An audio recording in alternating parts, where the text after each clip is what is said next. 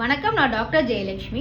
இந்த வீடியோவில் ஃபைப்ராய்ட்ஸை பற்றி ஒரு கம்ப்ளீட் கிளான்ஸ் அண்ட் நிறைய பேருக்கு ஃபைப்ராய்ட்ஸ் இருந்துச்சுன்னா ஒரு டவுட்ஸ் இருக்கும். ஸோ அதை இந்த வீடியோட எண்டில் நான் கிளியர் பண்ணுறேன். ஃபர்ஸ்ட் ஃபைப்ராய்ட்ஸ்னால் என்ன அப்படின்னா, யூட்ரஸ்க்கு உள்ளேயோ வெளியவோ வளரக்கூடிய நான் கேன்சரஸ் கட்டி தான் ஃபைப்ராய்ட்ஸ்னு சொல்லுவாங்க. ஃபைப்ராய்ட்ஸ் யாருக்கு வரும் அப்படின்னா, 25 இயர்ஸ்க்கு மேலே இருக்கக்கூடிய லேடிஸ்க்கு இது ரொம்ப காமனாக இப்போ இந்த ஃபைப்ராய்ட்ஸ் வருது. ஓகே, இதோட சிம்டம்ஸ் என்னன்னு பார்த்தோம்னா, அவங்களோட ஃபைப்ராய்ட்ஸ் இருக்கக்கூடிய இடம் அண்ட் அதோட சைஸ் இதை பொறுத்து தான் சிம்டம்ஸே இருக்கும்.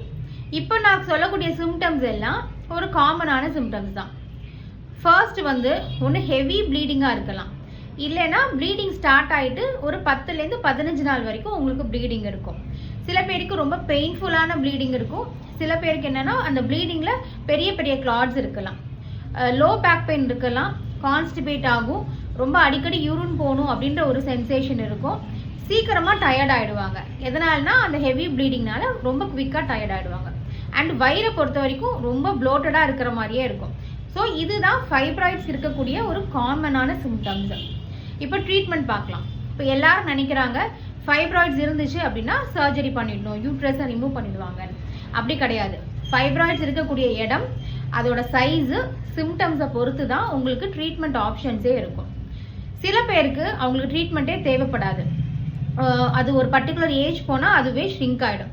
சில பேருக்கு ஒரு ப்ராப்பரான ஹார்மோனல் ட்ரீட்மெண்ட் எடுத்தாங்கன்னா அந்த ஃபைப்ராய்ட்ஸ் சரியாயிடும்.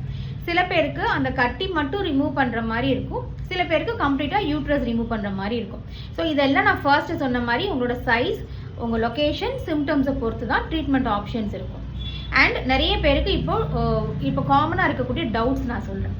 நிறைய பேர் நினைக்கிறாங்க ஃபைப்ராய்ட்ஸ் இருந்துச்சுன்னா ப்ரெக்னென்சி டிலே ஆகணும். அப்படி கிடையாது. நிறைய பேர் ஃபைப்ராய்ட்ஸோட ப்ரெக்னென்ட் ஆயிருக்காங்க. அண்ட் செகண்ட் என்ன, ஃபைப்ராய்ட்ஸ் ஒரு கொஞ்ச நாள் போனால் அது கேன்சராக மாறிடும். அதுவும் கிடையாது. ஃபர்ஸ்டே நான் சொன்ன மாதிரி ஃபைப்ராய்ட்ஸ் நான் கேன்சரஸ் தான். ரொம்ப ரேர். அந்த கேன்சர் க்ரோத்னா ரொம்ப ரேர் தான்.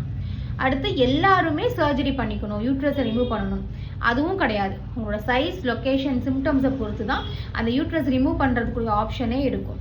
அண்ட் லாஸ்ட், எல்லாருக்குமே ஃபைப்ராய்ட்ஸ் இருக்கிறவங்க எல்லாருக்குமே ரொம்ப பெயின்ஃபுல்லான பீரியட்ஸ் இருக்குமான்னு கேட்டால் அதுவும் கிடையாது. அதுவுமே உங்களோட சைஸ் அண்ட் லொக்கேஷனை பொறுத்து தான் அந்த பீரியட்ஸே பெயின்ஃபுல்லாக இருக்கிறத டிசைட் பண்ணும். ஸோ இதுதான் காமனாக ஃபைப்ராய்ட்ஸ் இருக்கக்கூடிய டவுட்ஸ் இருக்கும்.